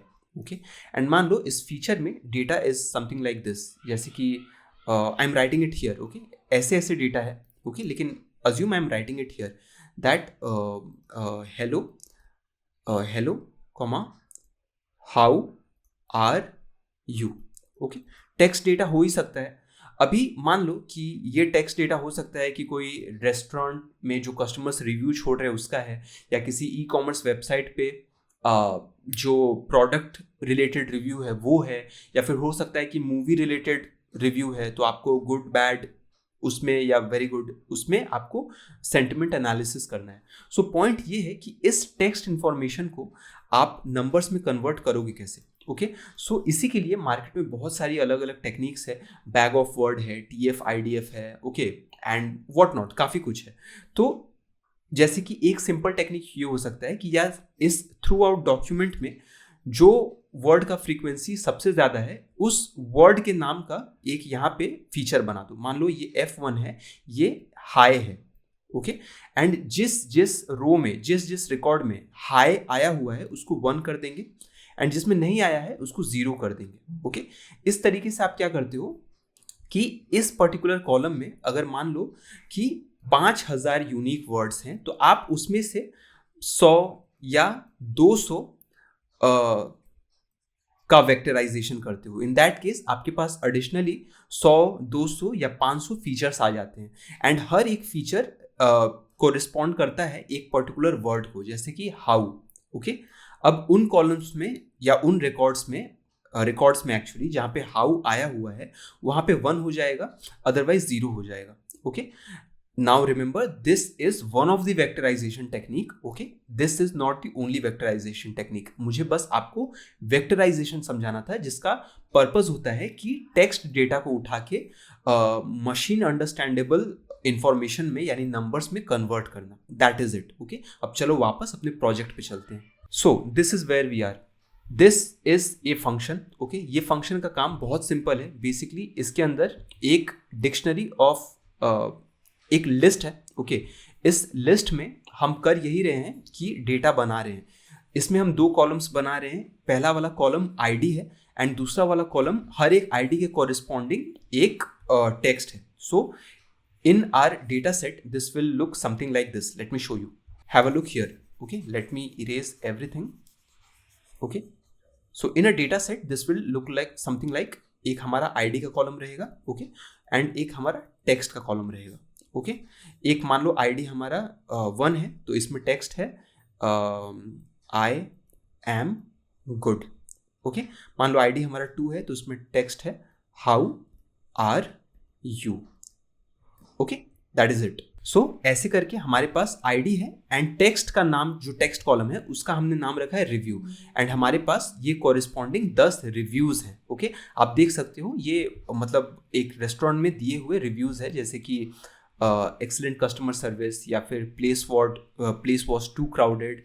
सो आप देख सकते हो इस टाइप के रिव्यूज हैं. आगे अगर आप बढ़ोगे तो मैंने एक और फंक्शन बनाया है. ये करता ये है कि हमारे ऊपर बनाए हुए डेटा को एक डेटा नाम का फोल्डर बनाएगा इधर हमारे डायरेक्टरी में. ओके, एंड ऊपर बनाए हुए डेटा को data.csv नाम से सेव कर देगा. ये अभी रन होते ही आपको समझ में आ जाएगा. ओके, उसके बाद मैंने एक प्रोसेस डेटा फंक्शन बनाया है. ये देखो क्या करता है. सबसे पहले तो हमने जो डेटा सेव किया है या डेटा अभी किया नहीं है, करेंगे, उस सेव डेटा को सबसे पहले रीड करता है. रीड करने के बाद ये वेक्टराइजर एक्चुअली एक वेरिएबल है जो कि बन रहा है इस ऑब्जेक्ट से. ओके, काउंट वेक्टराइजर ये हमने ऊपर में इंपोर्ट किया था. यहाँ पे आप देखो. ओके, काउंट वेक्टराइजर का काम क्या होता है कि आप इसको मैक्स के फीचर्स बताते हो. ये के अगर आपको पहले आपने नोटिस किया हो कि हम डिफाइन करते हैं कि हमको हमारे टेक्स्ट के कॉरिस्पॉन्डिंग 100 नए कॉलम्स चाहिए, 200 नए कॉलम्स चाहिए, वो हम डिफाइन करते हैं. ओके, उसके बाद ये आप वेक्टराइज डेटा में क्या करते हो कि वेक्टराइजर डॉट फिट ट्रांसफॉर्म लगाते हो. इसका क्या मतलब होता है कि आपने यहाँ पे जो ऑब्जेक्ट बनाया है कि भाई मुझे 10 नए कॉलम्स चाहिए या 100 नए कॉलम्स चाहिए, इसको आप फिट कर देते हो हमारे डेटा फ्रेम के रिव्यू कॉलम के ऊपर. ओके, यानी यहाँ पे आपने जो कंस्ट्रक्शन किया है आप इसको अप्लाई करते हो इस पर्टिकुलर डेटा में. यहाँ आप बोलते हो कि यार इस टेक्स्ट डॉक्यूमेंट में से मुझको के न्यू कॉलम्स चाहिए, यानी कि मान लो मुझको 10 न्यू कॉलम्स चाहिए. Okay, that is second thing. उसके बाद अगला है कि आप फीचर नेम्स आउट, इससे आप मतलब ये भी देख सकते हो कि वो फीचर्स क्या क्या नए कॉलम्स बने हैं। जैसे मैंने आपको बोला कि एक फीचर हो सकता है जैसे हाई, एक फीचर हो सकता है जैसे हाउ।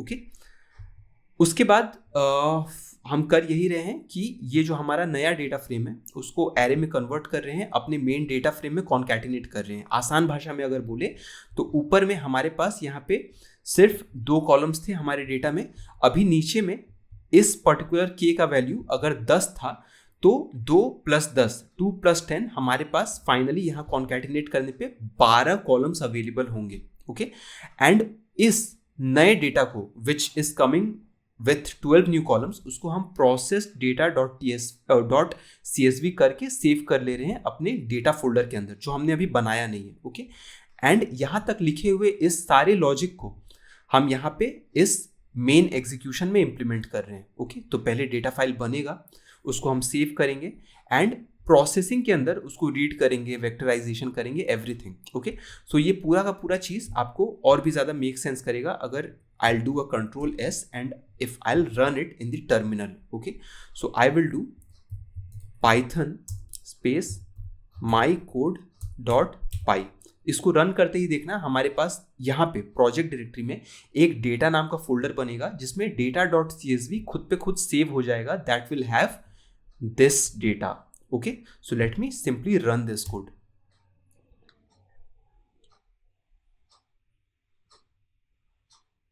काम हो गया अपना, देखो ये डेटा फोल्डर इधर बन गया। ओके, एंड बनने के बाद इसके अंदर हमारा data.csv भी आ गया, जिसके अंदर आप अगर देखो तो हमारे पास सिर्फ 2 ही कॉलम्स हैं। एंड हमारे पास प्रोसेस data.csv आ गया जिसमें हमने k का वैल्यू पास किया था। लेट मी शो यू, यहाँ पे नॉट हियर, यहाँ पे हमने k का वैल्यू इधर पे रखा हुआ था 3। हमको 3 और नए फीचर्स मिलने चाहिए।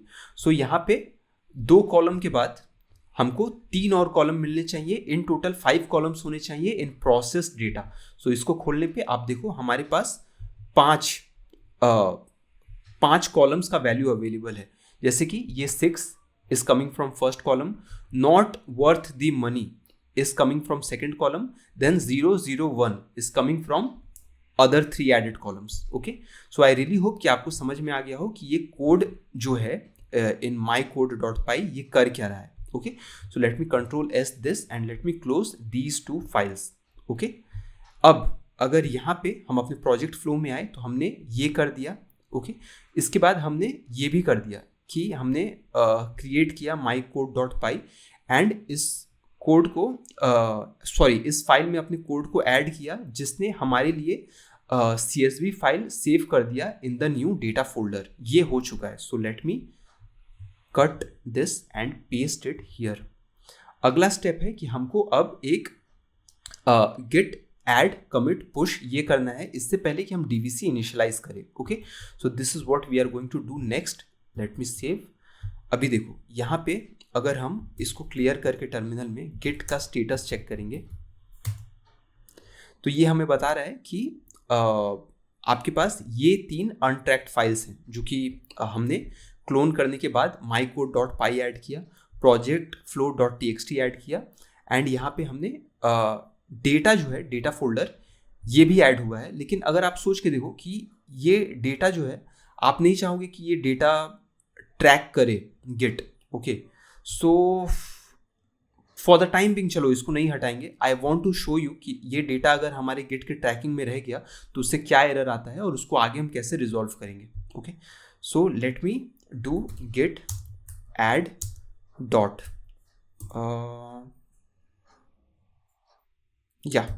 let me add everything, okay, for the time being, then git commit -m first commit before DVC। ठीक है, इसको पुश कर देंगे git पुश ओरिजिन। अब देखो हमारा ये मास्टर हुआ कि मेन हुआ ये हमको समझना है। ओके, सो एक काम करते हैं, इसको करने के 2 तरीके हैं। या तो आप यहाँ गिट ब्रांच करके देख लो, अदरवाइज आप अपने गिटहब पे जाओ, गिटहब पे आके आप यहाँ पे देख लो। ओके तो एक ही ब्रांच है which is main, so that is what we are gonna use. So I will call it git push origin main.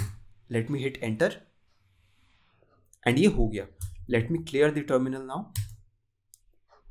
अब हमारा अगला स्टेप देखो क्या है. सबसे पहले तो ये कि आपको अपने टर्मिनल पे पिप इंस्टॉल डीवीसी ये करना है. ओके ये मेरा किया हुआ है तो मेरा रिक्वायरमेंट सेटिस्फाइड आएगा, लेकिन आप इस स्टेप पे ये चला लो अगर आपने पहले कभी डीवीसी यूज नहीं किया है तो. ओके अभी यहाँ पे if I try to do DVC status तो ये मुझको एरर मारेगा. ओके क्योंकि अभी हमने इधर डीवीसी इनिशियलाइज किया ही नहीं है, बिल्कुल वैसे ही जैसे आपको गिट इनिशियलाइज करना पड़ता है पहले. सो ये है हमारा अगला स्टेप.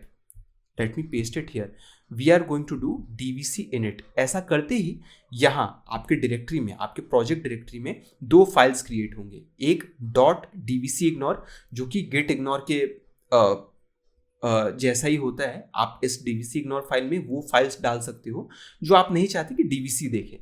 एंड एक डॉट डीवीसी फाइल होता है. ओके उसमें क्या होता है हम अभी देखेंगे. सो let me do DVC init and let me hit enter.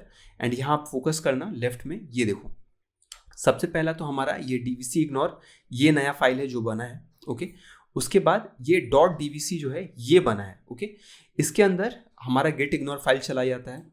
एक कॉन्फ़िगरेशन फाइल रहता है. इसमें अभी कुछ नहीं है, अभी आगे चल के हम काम करेंगे तो चीज़ें ऐड होंगी. एंड डीवीसी के हेल्प से आप एक्सपेरिमेंट्स भी परफॉर्म कर सकते हो. वो एक्सपेरिमेंट्स यहाँ पे आते हैं. ओके इस एक्सपेरिमेंट के अंदर, लेकिन अभी हम इस लेक्चर में एक्सपेरिमेंट्स कर नहीं रहे हैं तो इसको भी फिलहाल आप इग्नोर मारो. ओके अभी देखो डीवीसी आपका सक्सेसफुली इनिशियलाइज हो जाने के बाद you will get to see a log looking like this. Okay so इसको क्लियर कर दो. अभी आप अगर डीवीसी स्टेटस करोगे तो आपको आइडियली एरर नहीं आना चाहिए. Okay, so it will tell you that there are no data or pipeline tracked in this project yet. आप अभी तक कुछ ट्रैकिंग करना स्टार्ट नहीं किए हो. ओके सो अब अगला स्टेप हमारा ये है कि आइडियली जब आप एक प्रोजेक्ट में काम करोगे तो एक तो आप डेटाबेस डिफाइन करोगे. वो S3 हो सकता है, वो कोई भी डेटाबेस हो सकता है. हमने आगे डिस्कस किया जहाँ पे आपका डेटा स्टोर होता है लेकिन उस डेटा के वर्जनिंग का रिकॉर्ड डीवीसी रखता है. अभी इस पर्टिकुलर लेक्चर में चीज़ों को सिंपल रखने के लिए ओके एंड हमारा ध्यान जो है ये डाइवर्ट ना हो जाए हमारे टॉपिक से. What I am gonna do कि रिमोट में कोई स्टोरेज बनाने की जगह I am going to create a repository, a new folder over here in my local जिसका नाम रहेगा S3. ओके तो आप या तो इधर पे एक फोल्डर ऐड कर लो S3 नाम का, या फिर आप एक और काम कर सकते हो कि आप टर्मिनल में ये mkdir S3 चला दो. इससे भी आपका S3 नाम का ये फोल्डर बन जाएगा. ओके इधर तक आई रियली होप कि चीज़ें आपको क्लियर हैं. अब अगला स्टेप है कि आपको ये जो आपने लोकेशन बनाया जहां आप अपना डेटा हर बार हर एक्सपेरिमेंट पे आप अपना डेटा पुश करोगे कि ये मेरे डेटा का वर्जन है इसको सेव करो, ये अगले एक्सपेरिमेंट में ये डेटा का वर्जन है इसको सेव करो. ऑल्दो ये एक रियल टाइम प्रोजेक्ट में रिमोट स्टोरेज में होता है, लेकिन फिलहाल सिर्फ इस लेक्चर के लिए हम इसको इस लोकल फोल्डर में कर रहे हैं. सो इस लोकल फोल्डर को as an origin, as an address हमें डीवीसी को बताना ज़रूरी है. सो ये है उसका कमांड डीवीसी रिमोट -d. इतना आपका कांस्टेंट रहेगा. माई रिमोट ये वाला नाम आप कुछ भी रख सकते हो. ओके S3 के जगह S3 हम यहाँ पे इसीलिए मेंशन कर रहे हैं क्योंकि हमारे फोल्डर का नाम S3 है. आप अगर सच में AWS का एक S3 बकेट यूज करोगे सो इन दैट केस आपको उस S3 बकेट का जो बकेट URL होता है वो इधर प्रोवाइड करना पड़ेगा. हम आगे चल के ये भी करके देखेंगे. फिलहाल बस इस कमांड को एज इट इज इधर पे हम चेपने वाले हैं एंड हिट एंटर. अभी ये आपको बता रहा है कि आपका जो माई रिमोट है, माई रिमोट मतलब ये S3 लोकेशन का मैंने नाम रखा है माई रिमोट, वो as a default remote storage S3 में S3 के सेटिंग में सेव हो गया है. शायद ये इधर कहीं दिखा भी देगा आपको कॉन्फ़िगरेशन में अगर आप जाओगे तो. ये देखो ये आपको दिखा भी रहा है कि आपके रिमोट स्टोरेज का नाम है माई रिमोट. ओके एंड ये S3 फोल्डर है आप ही के प्रोजेक्ट के अंदर. अगर आप सच में अपने S3 फोल्डर का S3 AWS S3 बकेट का URL डालोगे तो यहाँ पे वो आ जाता है. Okay so let me close it here.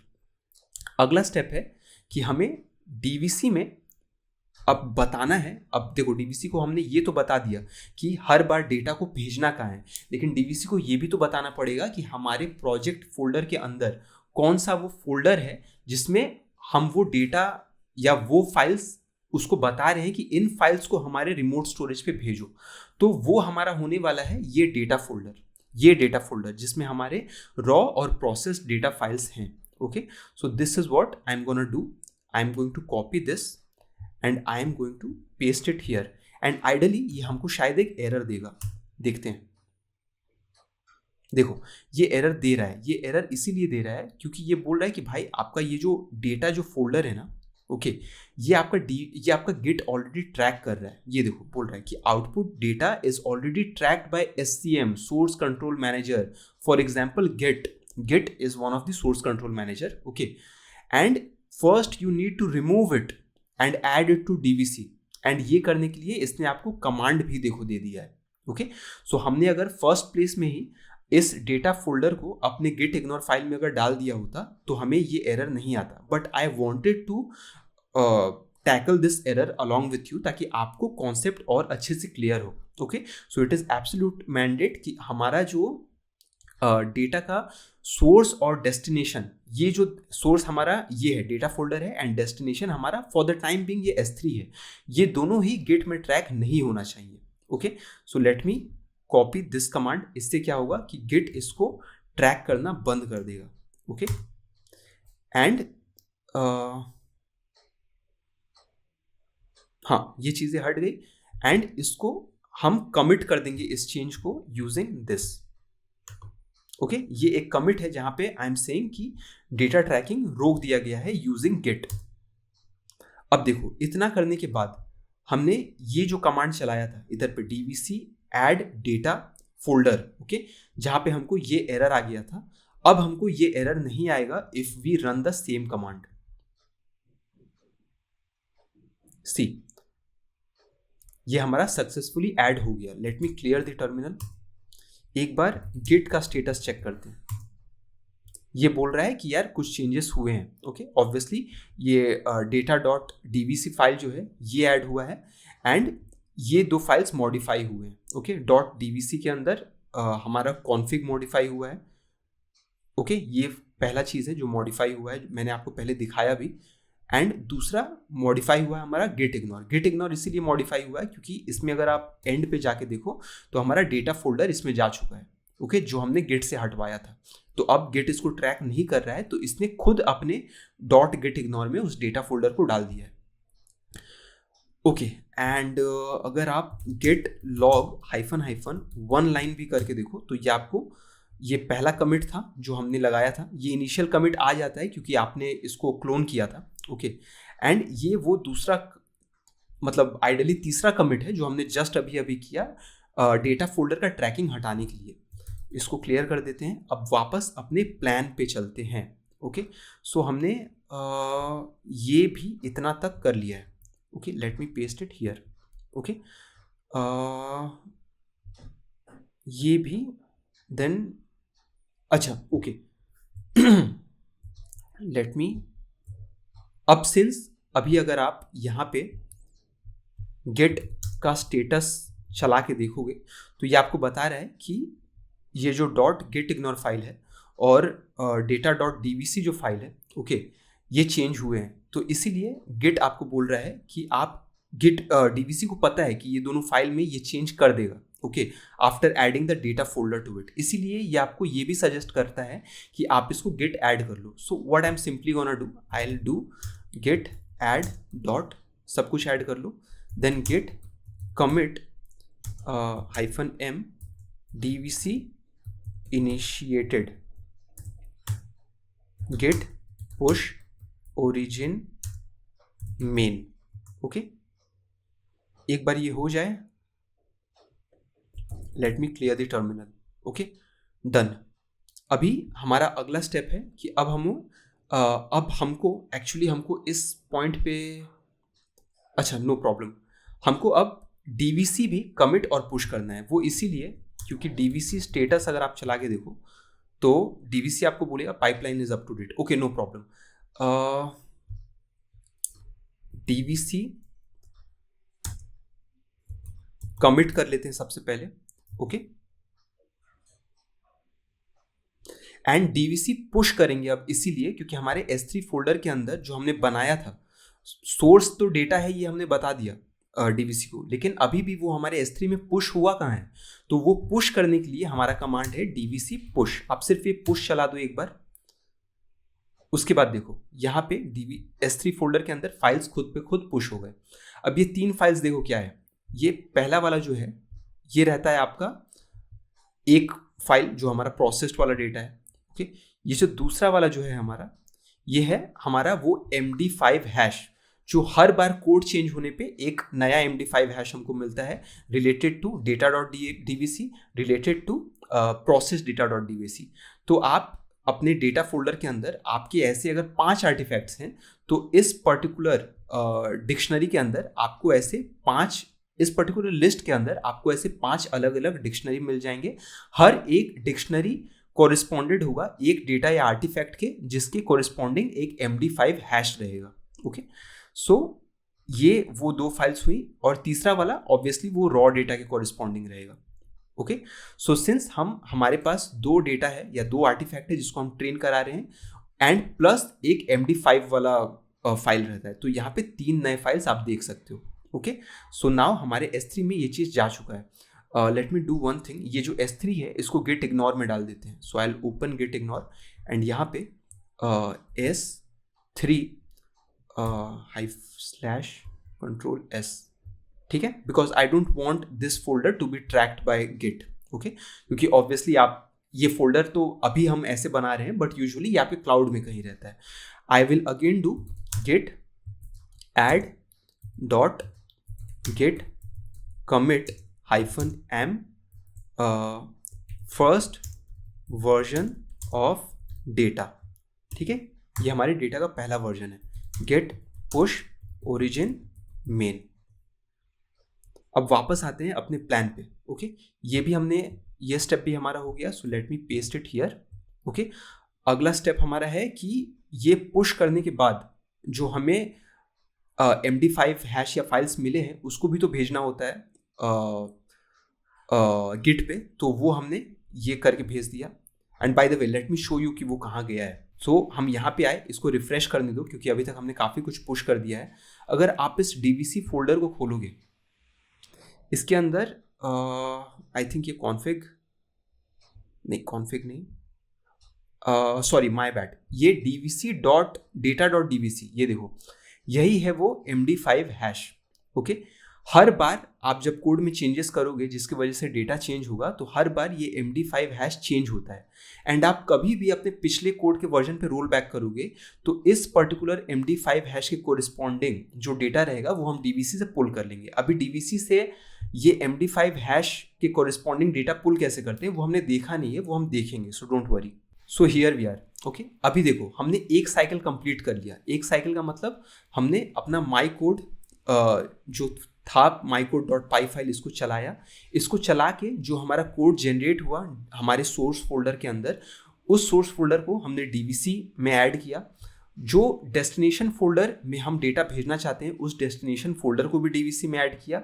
इस डेस्टिनेशन में DVC पुश करके हमने अपने फाइल्स को भेज दिया। एंड DVC पुश करने के बाद जो हमारा data.dvc, ये जो फाइल जो हमको टोकन मिला, इस टोकन को हमने गिट में भेज दिया। तो एक पूरा साइकिल कंप्लीट हो गया है। अब अगला स्टेप देखो क्या है। Now we are going to make changes to the file mycode.py, जिसकी वजह से हमारा पूरा डेटा ही चेंज हो जाएगा। Let me go ahead and do that, okay. देखो mycode.py में आएंगे। अब इधर पे हम अपने डेटा में कुछ चेंज करने वाले हैं, कोड में कुछ चेंज करने वाले हैं जिससे डेटा चेंज हो जाए। सो लेट्स डू वन थिंग। वैसे तो चेंज करने को हम यहाँ पे भी चेंजेस कर सकते हैं, ओके। एक काम करते हैं, यहाँ पे इसको बस ये फर्स्ट वाले में इसको V2 कर देते हैं, ओके, ताकि हमको समझ में आए कि ये रॉ डेटा इधर चेंज हुआ है एंड ये वर्जन 2 है। सेकेंडली एक काम और करते हैं कि यहाँ पे जो पहले हम k का वैल्यू पास कर रहे थे 3, अब इसको कर देते हैं 5, okay. And let me control S this file. यहाँ पे हमारे कोड में चेंजेस की वजह से 2 चेंजेस होंगे। पहला तो ये कि ये रॉ फाइल में एक चेंज होगा, एक छोटा सा चेंज यहाँ पे होगा। एंड जो प्रोसेस्ड फाइल होगा वहाँ पे अब हमको 3 के जगह 5 नए कॉलम्स मिलेंगे, ओके 5 नए कॉलम्स मिलेंगे, जिससे हमारे टोटल नंबर ऑफ कॉलम्स 7 हो जाएंगे प्रोसेस्ड डीएफ के अंदर. So I will simply do python, यार ये क्या हो रहा है, let me clear the terminal for you guys, and I will do python my code dot py. Let me hit enter. File run हो गया. अभी अगर हम अपने डेटा के अंदर जाएंगे, ओके तो ये देखो दोनों में m, ये क्यों आ रहा है, क्योंकि हमारा डेटा मॉडिफाई हो गया है. ओके इसको अगर हम खोलेंगे, बाय द वे मेरे पास यहाँ पे DVC का एक्सटेंशन शायद इंस्टॉल्ड है ऑलरेडी. हाँ ये इंस्टॉल्ड है, ये प्लीज़ आप भी इंस्टॉल कर लेना. ओके इससे क्या होगा कि DVC ट्रैक्ड फाइल्स भी, जैसे ये डेटा फोल्डर गिट ट्रैक नहीं कर रहा है, ये DVC ट्रैक कर रहा है, तो ये भी मॉडिफाई होगा ना, तो आपको ऐसे M करके दिखेगा. सो this was a minor thing. अब देखो ये डेटा, ये जो रॉ डेटा है इसको खोलोगे तो इधर V2 आ गया है, ये पहला चेंज है. ये प्रोसेस डेटा अगर खोलोगे तो यहाँ पे भी अब 7 कॉलम्स हो गए हैं, ये दूसरा चेंज है. ओके अभी इस चेंज को आप देख सकते हो. सबसे पहले तो आप एक काम करो कि यहाँ पे क्लियर करके गिट का स्टेटस चेक करो, तो गिट आपको बताएगा कि यार यू नो व्हाट, तुमने अपने माई कोड डॉट पाई में चेंजेस किया है, जो कि हमने किया है डेटा में चेंजेस लाने के लिए. एंड सिंस हम पैरेलली अपने प्रोजेक्ट फ्लो डॉट txt में चेंजेस कर रहे हैं, उसको भी ट्रैक कर रहा है. अगर आप DVC का स्टेटस चेक करोगे तो वो भी आपको बताएगा कि भाई आपका डेटा फोल्डर मॉडिफाई हो चुका है, कुछ तो लोचा है. ठीक है. सो अभी इन दो चेंजेस को, ये पहला तो जो डेटा चेंज हुआ है इसको अब DVC में कमिट करेंगे, पुश करेंगे. कमिट पुश करने के बाद जो हमारा MD5 अपडेट होगा उसको फिर यहाँ पे अपडेट करेंगे. Okay I will explain step by step. देखो हमारे फ्लो के अकॉर्डिंग अब हमें पहले DVC कमिट एंड पुश करना है. So let me cut and paste it here. Okay अभी DVC कमिट एंड पुश करते ही देखो क्या होगा कि ये जो हमारा टोकन है ये चेंज होगा. ओके सो आप यहाँ पे अपना फोकस बना के रखना. Okay let me clear the terminal and देखना कि ये जो टोकन है, जो हम बोल रहे थे कि हर बार अगर डेटा मेरा चेंज हो रहा है एंड हम DVC को कमिट करेंगे वो डेटा, कि हाँ भाई ये नया डेटा मुझको कमिट करना है, तो ये टोकन भी चेंज हो जाएगा. लेट्स सी वो हो रहा है कि नहीं. So I will do DVC commit. Okay ये जैसे ही हिट करेंगे तो पहले तो DVC हमको पूछेगा कि भाई तुम्हारा जो डेटा है ये डेटा डॉट DVC ये चेंज हो जाएगा ये नए डेटा की वजह से, do you want that. So I will enter yes and hit enter. करते ही आप प्लीज यहाँ पे फोकस करना कि ये चेंज हो रहा है कि नहीं. This is ending with AE3. Okay देखो AE3 अब चेंज हो गया है 4B2 में. ओके अब यहाँ पे जो अपडेट हुआ है हमारा जो कमिट, इसको अब S3 में भी तो पुश करना है, तो यहाँ पे 3 के जगह अब 5 फाइल्स हो जाएंगे. 5 क्यों? सबसे पहला तो आई थिंक 2 न्यू फाइल्स, हमारा एक रॉ डेटा और एक प्रोसेस डेटा, वो बढ़ जाएगा, और जो एग्जिस्टिंग MD5 वाला है वो अपडेट हो जाता है. So let me do DVC push. ये देखो कितने हो गए, 1 2 3 4 5 6. अच्छा वो अपडेट नहीं हुआ, वो MD5 वाला भी फिर से क्रिएट हो गया है. सो एनीवेज यहाँ पे आपको ध्यान देने की जरूरत नहीं है, बिकॉज ये तो एनीवेज रिमोटली ट्रैक हो रहा है. लेकिन पॉइंट ये है कि अब आप गिट स्टेटस चलाओगे तो पहले जब हमने गिट स्टेटस चलाया था तो सिर्फ 2 फाइल्स हमको मॉडिफाई दिखा रहा था. एक I think project flow dot txt and दूसरा हमारा माई कोड डॉट पाई. लेकिन अब 3 फाइल्स में चेंजेस दिखाएगा. वो इसीलिए क्योंकि हमारा डेटा डॉट DVC भी चेंज हो चुका है, हमारा टोकन चेंज हो चुका है. तो हम ऑब्वियसली इसको बताएंगे कि भाई पहले तो तुम गिट कमिट कर लो सारी चीज़ों को. गिट ऐड कर देते पहले, git add dot. Okay and then git commit -m and इसको कर देते हैं second version of data. Okay let me hit enter. Okay and git push origin main करके पुश कर देते हैं अपने चेंजेस को, and it is done. Let me clear the terminal for you. अभी देखो वापस हम प्रोजेक्ट फ्लो पे आते हैं एंड क्या क्या हमने किया देखते हैं. हमने गेट ऐड कमिट पुश ये भी कर लिया. ओके एंड हमने अच्छा check DVC and git status to make sure everything is up to date. ठीक है एक बार कर लेते हैं यहाँ पे. सो गेट स्टेटस अगर करेंगे, सो ये बोल रहा है कि सब कुछ फर्स्ट क्लास है भाई. ओके अगर DVC स्टेटस भी करके देखेंगे तो वो भी कोई चेंजेस नहीं बताएगा, वो बोलेगा कि everything is up to date. Okay अभी हमारा आखिरी स्टेप है. अगर आप चाहो तो अभी तक हमने देखो दो वर्जन ऑफ डेटा मार दिया है, ओके, दो अलग अलग वर्जन हमने गिट में कमिट कर दिया है। आप चाहो तो एक और वर्जन करके देख लो, लेकिन what next time gonna do, not to increase the length of this particular video any more, लेकिन आप चाहो तो एक बार और कर सकते हो इस काम को कि आप यहाँ पे माई कोड में आके फिर ये 5 को 10 कर दो, या फिर यहाँ पे आप कोई कस्टमाइज चेंज कर दो, ओके। एंड चेंज करने के बाद इस फाइल को रन करो, जिससे आपके सोर्स फोल्डर में ये दोनों डेटा चेंज हो जाएगा। ये करने के बाद आप एक बार डीवीसी कमिट पुश करना और उसके बाद आप गिट एड कमिट पुश कर देना, ओके। इससे आपके 3 वर्जन बन जाएंगे। But now what I am gonna do straight forward, let me clear the terminal, I will check git log hyphen one line, okay. अभी व्हाट आई हैव रियलाइज्ड कि यार ये जो सेकंड वर्जन ऑफ कोड जो मेरा चल रहा है, सेकंड वर्जन ऑफ कोड या डेटा, इसमें जो डेटा मेरे पास है, I am not satisfied with that, I want to roll back to this particular version, okay. तो गिट में तो ये करना बहुत आसान है, ओके। ये गिट चेकआउट स्पेस, बस ये शायद अगर हम कॉपी कर ले, ये कॉपी करके अगर हम यहाँ पे पेस्ट कर दें, ओके, हिट एंटर करते ही let me clear the terminal. अब आप देखो यहाँ पे सबसे पहले यहाँ पे जो हमने V2 लगाया था ये इधर पे से हट चुका है। सो कोड खुद पे खुद उस वर्जन पे जा चुका है जहाँ पे हम थे इन दी प्रीवियस कमिट, ओके। तो यहाँ पे से वो V2 हट गया। एंड सेकेंडली यहाँ पे से भी देखो, अगर आप थोड़ा नीचे आओगे तो जहाँ हमने K का वैल्यू 5 किया था वो अब 3 हो चुका है, ओके। सो हम डेटा के पिछले वाले कोड के पिछले वाले वर्जन पे तो चले गए। अगर हम गेट स्टेटस यहाँ पे करेंगे, गेट स्टेटस, देन ऑब्वियसली हम मतलब हेड हमारा डिटैच्ड है, अभी हम अपने प्रीवियस कमिट पे है, लेकिन नथिंग टू कमिट, वहाँ पे कोई चेंजेस नहीं है, तो कोड उस कमिट पे अप टू डेट है। लेकिन यू नो व्हाट, अगर आप यहाँ पे डीवीसी स्टेटस करोगे ना तो ये आपको बोलेगा कि भाई कुछ प्रॉब्लम है, आपका डेटा मॉडिफाई हो चुका है। लेट मी टेल यू कि ये ऐसा क्यों बोल रहा है, क्योंकि यहाँ पे एज यू नो ऑलरेडी कि इस पर्टिकुलर जगह पे V2 था नहीं, एंड यहाँ पे भी हमने K का वैल्यू सिर्फ 3 रखा हुआ है, ठीक है। लेकिन आप यहाँ पे डेटा के अंदर जाके यहाँ पे अगर आप चेक करो तो अभी भी इधर V2 दिख रहा है, एंड अभी भी यहाँ पे 7 कॉलम्स दिख रहे हैं जहाँ पे K का वैल्यू 5 था।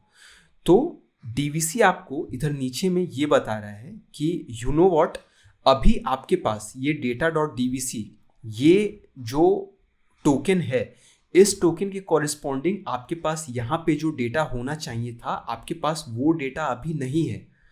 देन बात तो सही बोला है DVC, मेरे पास वो डेटा नहीं है। ऑल आई वांट कि मेरे पास इस टोकन के कॉरिस्पॉन्डिंग जो डेटा है वो डेटा मेरा अपडेट हो जाना चाहिए मेरे प्रोजेक्ट में, यानी कि स्पेसिफिकली ये V2 हट जाना चाहिए एंड यहाँ पे कॉलम्स कम हो जाने चाहिए, okay. So let's do that in front of you and let's see कि DVC, all we need to do is DVC pull. ये करते ही DVC पुल जो है ये यूज करेगा एग्जिस्टिंग टोकन को और उससे रिलेटेड डेटा लेके आ जाएगा। Let's see if that is working और नॉट। ये DVC पुल में एंटर मारते ही यहाँ से हमारा V2 ये हटना चाहिए, okay. So let me hit enter, done, okay. Not only this, आप अगर प्रोसेस डेटा पे भी आके देख लो तो अब हमारे पास 3 एक्स्ट्रा कॉलम ही हैं, अब हमारे पास टोटल 7 कॉलम्स नहीं है, okay. So this is how we do data versioning using DVC। अगर आप यहाँ पे DVC स्टेटस भी अगर चला के देख लो तो ये आपको बोलेगा कि अब सब कुछ अप टू डेट है। अगेन मैं आपको ये चीज़ फिर से करके दिखाता हूँ कि if I go back to my git checkout head, okay, ये गेट चेकआउट हेड करते ही देखना यहाँ पे ये MD5 ये हैश चेंज हो जाएगा, ये AE3 जो है ये चेंज होके देखो क्या होगा।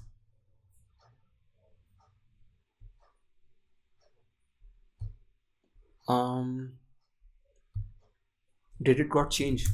Get status, get status नहीं, get log hyphen one line, first version of data, get checkout head. Oh, my bad, I should have done get checkout main, right? ये देखो ये हमारा चेंज हो गया। आपने नोटिस नहीं किया तो थोड़ा सा वीडियो पीछे करके देख लो, ये चेंज हो गया। एंड इसका दूसरा प्रूफ ये है कि यहाँ पे हमको फर्स्ट वर्जन ऑफ डेटा पे जो हमारा हेड था, ये अब देखो कहाँ चला गया है, ये सेकंड वर्जन ऑफ डेटा पे चला गया है। अगर आपको और भी प्रूफ चाहिए तो आप यहाँ माई कोड में आके देख लो, यहाँ पे ऊपर में हमने V2 लगाया था, ये देखो यहाँ चला गया है। But the fun part is कि अब हमारा जो डेटा है ये V1 वाला ही है। देखो इनफैक्ट अगर आप यहाँ पे फिर से DVC स्टेटस चेक करोगे एंड पूछोगे कि यार मेरा डेटा अप टू डेट है क्या, तो ये आपको बोलेगा नहीं भाई अप टू डेट नहीं है, आपका ये मॉडिफाई हो चुका है, आपके पास अभी जो टोकन है उससे कोरिस्पॉन्डिंग आपको डेटा चाहिए तो बोलो। सो आई से कि यस चाहिए, तो यहाँ पे DVC पुल करते ही आप देखना ऊपर यहाँ पे V2 हमारा आ जाएगा। हियर इट इज, यहाँ पे भी V2 आ गया है, आप यहाँ पे भी देखो 7 कॉलम्स हो गए होंगे। Okay, so this was it. So काफ़ी मेहनत लगा, काफ़ी टाइम गया, बट आई रियली होप कि आपको डेटा वर्जनिंग जैसा कूल कॉन्सेप्ट समझ में आया हो with the help of using DVC।